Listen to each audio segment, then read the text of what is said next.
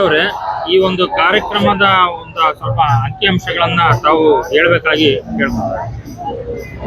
ಇವತ್ತು ನಮ್ಮನ್ನ ಆಳ್ವಿಕೆ ಮಾಡ್ತಿರ್ತಕ್ಕಂಥ ಕೇಂದ್ರ ಮತ್ತು ರಾಜ್ಯ ಸರ್ಕಾರಗಳು ದುಡಿಯುವ ವರ್ಗದ ಜನರ ದಮನ ಮಾಡುವಂತ ನೀತಿಗಳನ್ನ ನಮ್ಮ ತಲೆ ಮೇಲೆ ಹೇರೋದ್ರ ಮೂಲಕ ಇವತ್ತು ತಮ್ಮ ಆಳ್ವಿಕೆಯ ಪ್ರಭುತ್ವವನ್ನ ಮೇಲ್ಗೈಯಾಗಿ ತೋರಿಸ್ಕೊಳ್ಳುವಂತ ಪ್ರಯತ್ನದಲ್ಲಿ ಮುನ್ನಡೀತಾ ಇದೆ.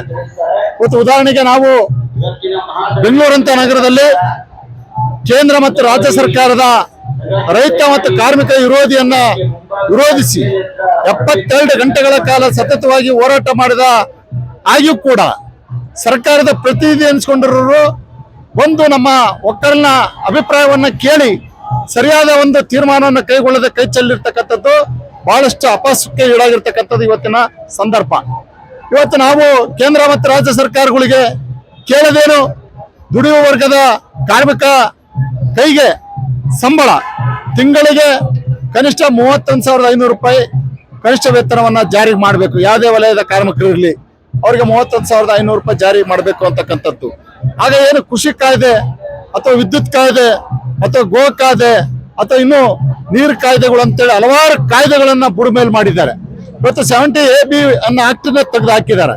ಆ 70AB ಆಕ್ಟ್ ನ ತೆಗೆದು ಹಾಕಿರೋದ್ರಿಂದ ಇವತ್ತು ಬಂಡವಾಳಗಾರರು ಯಾರು ಮಾರವಾಡಿಗಳಿದ್ದಾರೆ ಅಥವಾ ಹೆಚ್ಚು ಈ ದೇಶದಲ್ಲಿ ಬಂಡವಾಳ ಹೂಡಿರ್ತಕ್ಕಂಥ ಮಹಾಶಾಹಿಗಳಿದ್ದಾರೆ, ದೊಡ್ಡ ದೊಡ್ಡ ಒಂದು ಮಲ್ಟಿನ್ಯಾಷನಲ್ ಕಂಪನಿಯವರು ಇದ್ದಾರೆ. ಅವರೆಲ್ಲರೂ ಕೂಡ ಇವತ್ತು ರೈತರನ್ನ ಒಕ್ಕಲೆಬ್ಬಿಸಿ ಆ ಆಸ್ತಿಗಳನ್ನ ಸರ್ಕಾರದ ನಿಯಮಾನುಸಾರ ಕಬಳಿಸಿ ಆ ರೈತರನ್ನ ಬೀದಿಗಟ್ಟುವಂತ ಕೆಲಸವನ್ನ ನಮ್ಮನ್ನ ಆಳ್ತಿರ್ತಕ್ಕಂಥ ಸರ್ಕಾರಗಳು ಕಾನೂನನ್ನು ತಂದಿದ್ದಾವೆ.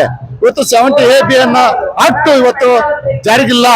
ಅದಕ್ಕೆ ನಾವು ಇವತ್ತು ಹೇಳ್ತಾ ಇದೀವಿ, ನೀವು ಹಿಂದೆ ಮಾತು ಕೊಟ್ಟಿದ್ದೀರಿ 750 ಜನರನ್ನ ಡೆಲ್ಲಿ ಹೋರಾಟದಲ್ಲಿ ಸಹಾಯ ಹೊಡೆದಿದ್ದೀರಿ. ಕೇಂದ್ರ ಸರ್ಕಾರದವರು ಸಹಾಯ ಹೊಡೆದಂತ ಸಂದರ್ಭದಲ್ಲಿ ನೀವೇನ್ ಹೇಳಿದ್ರಿ, ಈ ಕೂಡಲೇ ಈ ಕಾನೂನನ್ನ ನಾನು ಹಿಂಪಡಿತೇನೆ ಅಂತ ಹೇಳಿದ್ರಿ.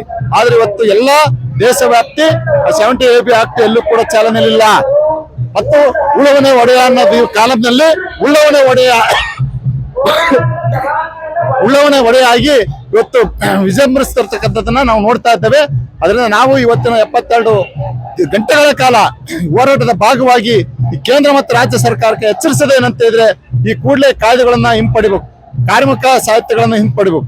ಎಷ್ಟು 44 ಇದ್ದಂತ ಕಾಯ್ದೆಗಳನ್ನ 40 ಕಾಯ್ದೆಗಳನ್ನ ತೆಗೆದು ಬಿಸಾಕಿ ಕೇವಲ 4 ಕಾಯ್ದೆಯನ್ನು ಇಟ್ಟಿರ್ತಕ್ಕಂಥದ್ದು ಕಾರ್ಮಿಕರನ್ನ ದಮನ ಮಾಡುವಂತ ನೀತಿ. 8 ತಾಸು ಇರೋದನ್ನ 12 ತಾಸಿಗೆ ದುಡಿಯುವಂತ ಕೆಲಸಕ್ಕೆ ಪ್ರೇರಣೆ ನೀಡ್ತಿರ್ತಕ್ಕಂಥದ್ದು ಮಾಲೀಕರ ಪರವಾಗಿ ಈ ಬಾಕೆಟ್ ಇಡುವ ಕೆಲಸವನ್ನ ಈ ಆಳುವ ಸರ್ಕಾರಗಳು ನಿಲ್ಲಿಸಬೇಕು. ನಿಲ್ಲಿಸ್ತಾ ಹೋದ್ರೆ ಮುಂದಿನ ದಿನಗಳಲ್ಲಿ ತೀವ್ರವಾದಂತ ಹೋರಾಟವನ್ನ ರಾಜ್ಯ ವ್ಯಾಪ್ತಿ ರಾಷ್ಟ್ರ ವ್ಯಾಪ್ತಿ ನಾವು ರೂಪಿಸಬೇಕಾಗ್ತದೆ ಅಂತೇಳಿ ಈ ಮೂಲಕ ನಾನು ಈ ರಾಜ್ಯ ಸರ್ಕಾರಕ್ಕೆ ಮತ್ತು ಕೇಂದ್ರ ಸರ್ಕಾರಕ್ಕೆ ಎಚ್ಚರಿಕೆಯನ್ನು ನೀಡ್ತೇನೆ. ಡಿ.ಆರ್. ಕಾಮ್ರೇಡ್ ಅವರೇ, ಈ ಅಂಗನವಾಡಿ ಮತ್ತು ಆಶಾ ಕಾರ್ಯಕರ್ತರದ್ದು ಹಲವು ವರ್ಷಗಳಿಂದ ಅವರ ಬೇಡಿಕೆಯನ್ನ ಸರ್ಕಾರ ಈಡೇರಿಸ್ತಾ ಇಲ್ಲ. ಇದ್ರ ಬಗ್ಗೆ ತಮ್ಮ ಅಭಿಪ್ರಾಯ?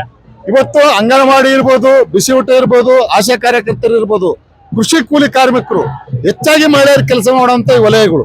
ಈ ಮಹಿಳೆಯರು ಕೆಲಸ ಮಾಡುವಂತ ವಲಯಗಳಿಗೆ ಯಾವುದೇ ತರವಾದಂತ ಸಾಮಾಜಿಕ ಭದ್ರತೆ ಇಲ್ಲ.